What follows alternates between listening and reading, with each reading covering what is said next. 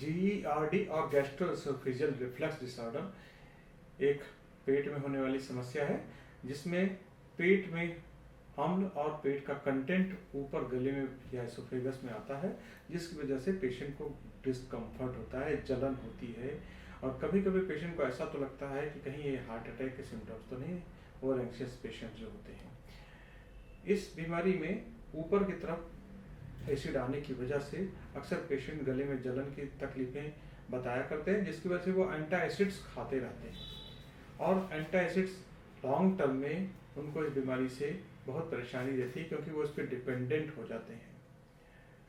यह बीमारी अगर काफ़ी दिनों प्रोलॉन्ग रही और काफ़ी दिनों तक अगर एंटी एसिड पेशेंट खाते रहते हैं तो यह अल्टीमेटली टर्न हो जाती है आईबीएस या इरिटेबल बाउल सिंड्रोम में, क्योंकि एंटासिड्स ज़्यादा खाने से बैक्टीरियल फ्लोरा अपना पेट का गड़बड़ हो जाता है और उसकी वजह से आंतों की गति गड़बड़ हो जाती है।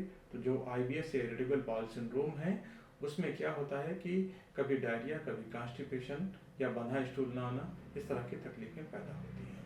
आज मैं आपके सामने लेकर आया हूँ एक सिविल सर्विसेज की एस्पायरेंट। ये सीतापुर की लड़की थी और इनके फैमिली में बहुत सारे लोगों को पहले भी मेरे पास ट्रीटमेंट चल चुका था। यह मेरे पास आई और पिछले 4 महीनों से एंटा एसिड्स ले रही थी।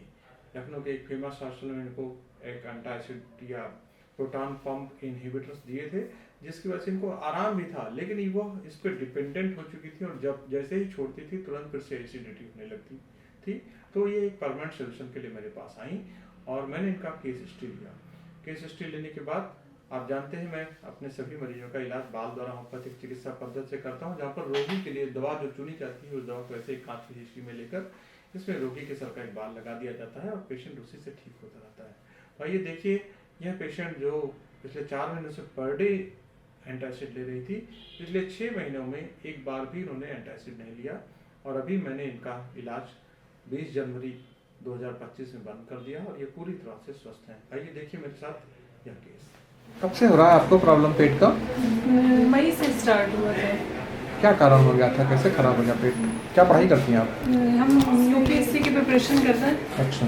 हाँ, मेरा पेपर भी था जून में, तो मई में दिक्कत स्टार्ट हुई थी कि मतलब कुछ भी खाते थे तो ये आगे पीछे फंसा फंसा लगता था सीने में और पीछे पीठ में, और खाने में उबकाई आती थी। और फिर धीमे धीमे फिर वो जो खाया हुआ होता था वो कभी पानी, कभी खाना खट्टा खट्टा और कभी नॉर्मल, वो भी निकल जाता था। उसके बाद फिर सीतापुर में 1-2 डॉक्टर को दिखाया था तो आराम नहीं मिला था, फिर लखनऊ में दिखाया था एमरजेंसी में। हाँ, तो जब तक उनकी दवा चली थी तब तक तो फायदा मतलब आराम था। वो तो जब तक आप एंटा एसिड खाओगे एसिड नहीं बनेगा। हाँ, लेकिन तो वो उसके उपाय बाद थोड़ा है, वो तो मैनेजमेंट है। और फिर जैसे भूख भी कम ही लगती है और जब खाते हैं तो उबकाई आती है, और कभी कभी ऐसा लगता है भूख बहुत तेज लगती है और ऐसे लगती है कि फिर हाथ पैर सब ढीले ढीले हो जाते हैं, बहुत ज़्यादा ही मतलब कमजोरी सी लगने लगती है, कभी कभी ऐसे एकदम से भूख लगती है। अच्छा, ठीक है। ये जीईआरडी और आईबीएस का मिक्स रूप है। आपने बताया था जीईआरडी है आपको 2024 से, आईबीएस है भूख लगती है तो गैस बनती है, डकारें आती है, वाटर ब्रेश द माउथ मतलब मुंह में खाना आता है, नौजिया होती है, हार्ट में पैल्पिटेशन होता है और गैस बनती है। इतना चीज़ें आपने बताया था इनिशियल में। बाकी आपने जब डीप टेस्टिंग हुआ तो उसमें आपने सब बताया ही है कि मई 2024 से आपको प्रॉब्लम है। इस सब चीज़ों में अभी तक आपको क्या चेंजेस हुए? मतलब सर ये है कि वैसे हमको जैसे 4-5 दिन आराम लगता है, फिर जैसे अभी जैसे उस दिन आपसे बात हुई थी 7 तारीख को, उससे पहले हमको आराम था, तो जब आराम रहता तो हम खा पी लेते हैं, लेकिन मतलब 3-4 दिन 5 दिन आराम रहता है और फिर हमको वही दिक्कत लगने लगती है, उबकाई सी आने लगती है और फिर मुंह में खाना भी आ जाता है और फिर ये सब। और पहले मेरे यहाँ पे दर्द नहीं होता था ज्यादा पीछे, अब ये जैसे खा पी लेते हैं उसके बाद ये पीछे दर्द भी होने लगता है बीच में, ठीक जहाँ पे हाँ, ये होता है उसके जस्ट हाँ, पीछे ना। यहाँ पे। हाँ, तो ये जो ये पेट के नाते ही दर्द है बेटा। हाँ, तो सर ये भी कोई पेन किलर कभी खाती थी क्या? नहीं, पेन किलर कभी नहीं खाता था। मतलब ये है कि हमको 4-5 दिन आराम लगता है, फिर 6-7 दिन ऐसे ही हो जाता है तो फिर नहीं खा पी पाते। नमस्ते सर। कैसी हैं आप? ठीक है सर, आराम है। क्या क्या चीज में आराम है? सर बिल्कुल ही आराम है अब तो। जो मतलब मुंह से खाना वाना आता था वो भी नहीं आता है, दर्द दर्द में भी आराम है।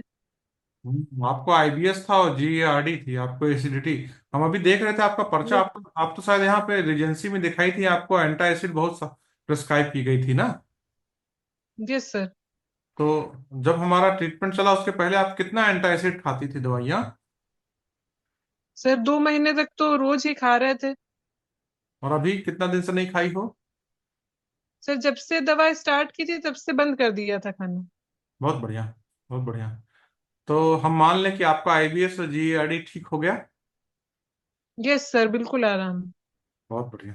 ठीक है, ठीक है, तो अब आपका ट्रीटमेंट की आवश्यकता नहीं है, हम आपका ट्रीटमेंट यहाँ से बंद कर रहे हैं। एक चीज का ख्याल ओके। रखिएगा, जी जीईआरडी सर। या गैस्ट्रोएसोफेजियल रिफ्लक्स डिसऑर्डर या एसिड पेप्टिक डिसऑर्डर, जितनी भी एसिडिटी की चीजें होती हैं इस टाइप की, उनके 3 कारण होते हैं: हरी, वरी, करी। हरी का मतलब जल्दबाजी की लाइफ, वरी का मतलब चिंताएं, और करी का मतलब स्पाइसी फूड। तो तीनों चीजों से थोड़ा सा परहेज करके तो आगे चीजें अच्छी। ठीक है। एक और कहा जाता है हेलिकोबैक्टर पाइलोरी, लेकिन वो अलग का चीज है, उससे कोई लेना देना नहीं होता। लेकिन अभी उसको डिओड्रेनल अल्सर और पेप्टिक अल्सर का काज माना जाता है, उसको छोड़ दीजिए। ठीक।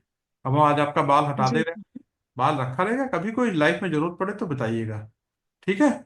ओके। और ओके। आपकी रिस्पॉन्सिबिलिटी है कि आप लोगों को बताएं कि बाल से इलाज होता है।